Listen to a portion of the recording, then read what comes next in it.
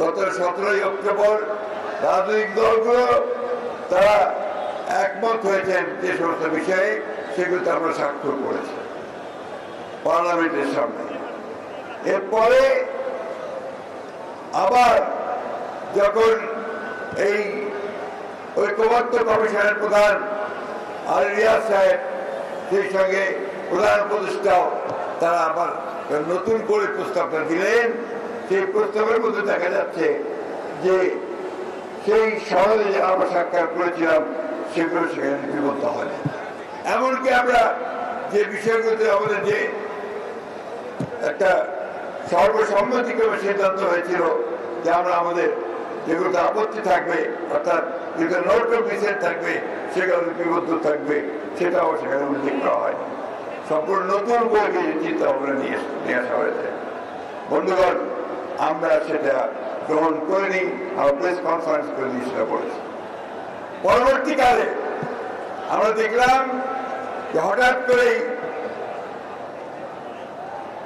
উপদেষ্টা কাউন্সিলের একজন সদস্য তিনি প্রেস কনফারেন্স করে বললেন যে তাদের উপদেষ্টা কাউন্সিলের সিদ্ধান্ত হয়েছে যে 7 দিন সময় দেওয়া হবে রাজনৈতিক দলগুলোকে, তারা নিজের মধ্যে আলোচনা করে সিদ্ধান্ত গ্রহণ করবে। তার এই এতদিন ধরে 7 মাস ধরে যে আপনারা সহজে স্বাক্ষর করার জন্য ঐক্যবদ্ধ কমিশনে বসলেন, সমস্ত সংস্কারের প্রস্তাবগুলোকে আলাপ আলোচনা করলেন, আমাদের প্রতিনিধি থাকলো, সদলগুলোর প্রতিনিধি থাকলো, তাহলে সেটা কি মানে হলো? অসংখ্য টাকা খরচ করে আপনারা সেটা যেটা করলেন সেটা রাজনৈতিক দলগুলোর কোনোই কিন্তু সমাধান হয়নি।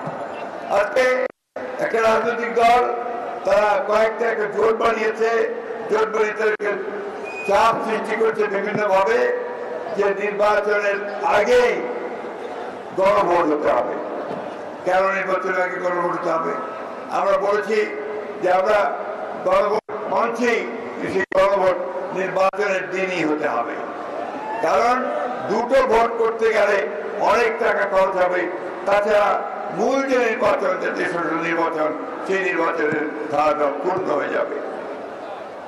আজকে দুর্ভাগ্য আমাদের, আজকে অন্তর্বর্তীকালীন সরকার যাকে আমরা সম্পূর্ণ সমর্থন দিয়েছি, তারা আজকে নিজেরাই আজকে একটা অবস্থা তৈরি করছে যাতে করে নির্বাচন দেওয়া হয়।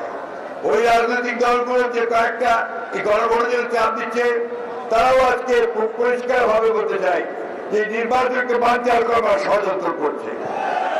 আমরা খুব পরিষ্কার করে বিরোধ দিতে চাই, গণভোট হলে নির্বাচনের দিনই হতে হবে এবং সেই নির্বাচন 2026 সালের ফেব্রুয়ারি মাসেই হতে হবে, অন্যথায় বাংলাদেশের মানুষ কিছু মেনে নেবে না।